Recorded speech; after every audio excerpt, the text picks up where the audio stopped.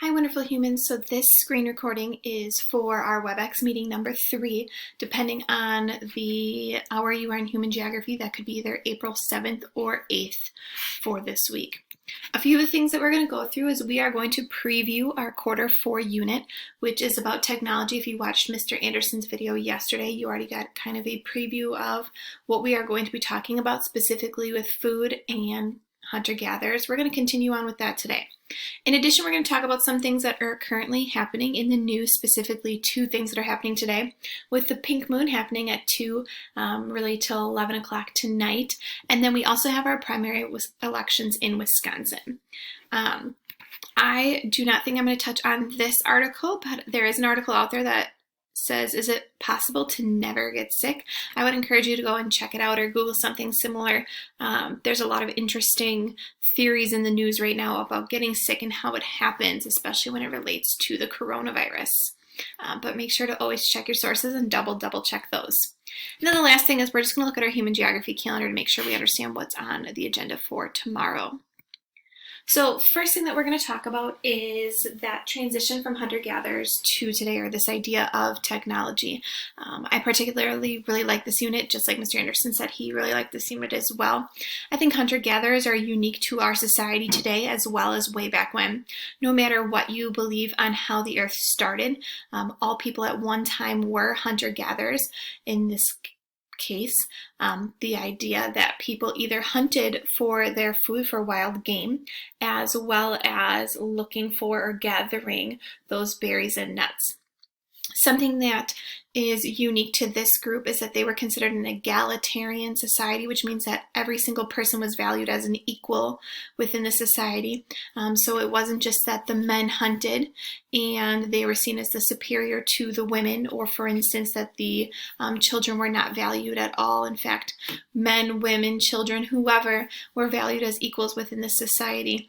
Because they knew that every single person within the society was needed for it to function or needed for it to run efficiently. So for instance, if these men were going out, and this is again kind of what we think it looked like way back when, specifically in colder climates, but if men went out to go and do the hunting, well, they wouldn't have any of the berries because hunting took pretty much all day. And so you either had women or children who were then going and finding those berries and nuts, and then they would share with one another.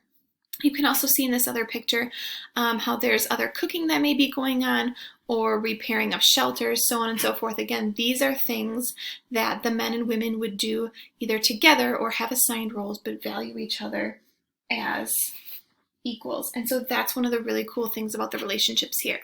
In addition, you may have heard of this already. It's called the paleo diet. The paleo diet really goes back to those basics of fruits, vegetables, nuts, wild meats, anything that you could find in the wild that you would not have to grow for yourself, or what we would consider pure without all the additives and sugars that we have now. This is a fad diet that many people are going through right now, but you can also see that many of us, probably with quarantine, are going through this idea of, I'm going to buy 3 weeks of groceries and eat them in 3 days, thus I have tons of sugar intakes as well as refined or processed foods. Again, these are things that hunters and gatherers would not have time to make, as well as not have the technology or the tools to make, due to spending most of their time either looking for wild game or those fruits and berries. As we transition to settling down into towns for the very first time, this is where you're going to see many of those animals become domesticated that we know nowadays. You'll notice the cat, which is highly revered in Egypt here, is going to come from northern Africa. In addition, you're going to see dogs here in North America. Now, don't think of dogs necessarily as our cute little fluffy white dogs that we have nowadays, but think of them more as coyotes.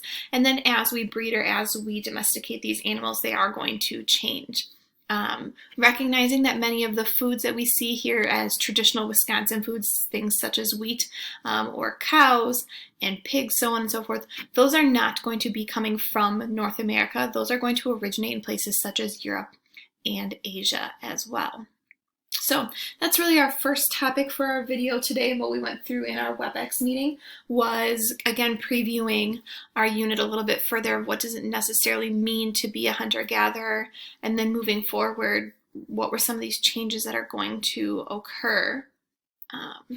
The second topic that we talked about, or the second thing, was what's happening in the news. So some of you, for instance, may have seen that there's going to be a pink moon today.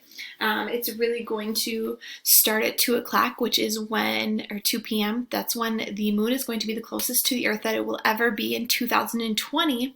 And then by tonight, let's say around 10, 11, is officially when it's going to be a full moon. So you can go outside, take a look.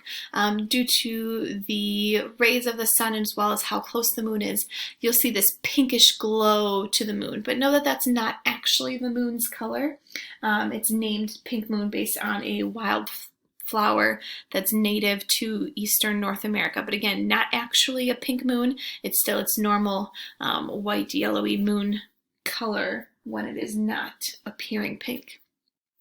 The second thing that was in the news that I thought was rather interesting was talking about how polling places are gearing up for the primary election today. So as of last night, the polls will still go on in person. The state Supreme Court blocked the governor's request to push back the in-person voting to June. And so because that was blocked, this means a few different things. First, people can obviously go and vote in person, and I would say per usual, but you'll notice that there are some barriers here, trying to remain in those social distancing rules. So 6 feet apart. I know that some places also had X's on the floor for where people should be standing. You'll notice hand sanitizer. The town that I live in was also giving away, for instance, like pens, and you keep your personal pen throughout the entire process, as well as Q-tips to press ballot screens versus using your own fingers or touching and then maybe contaminating some of the things that other people are going to use. There's also people who could have used an absentee ballot, and so you had to apply for an absentee ballot as late as last week, and then they can just turn those in to a designated place. You also have some people who requested absentee ballots but did not receive them, and therefore they have to go and vote in person today, or make that choice of whether or not they will want to go and vote in person. So I'm kind of curious of how this is all going to play out. As of Monday, there was about 50% of the people who had requested absentee ballots who had not turned them in, and so either they did not receive them or just have not turned them in. And so wondering how this is going to affect polling here in Wisconsin. Again, the big thing with the primary elections is this really helps decide for parties who is going to be the representative for that party. So for instance, you'll have noticed probably in the past how there's many different people saying they're running for president for the Democratic Party or for the Republican Party, and this really narrows it down to that one person that you're going to see in November that party is backing.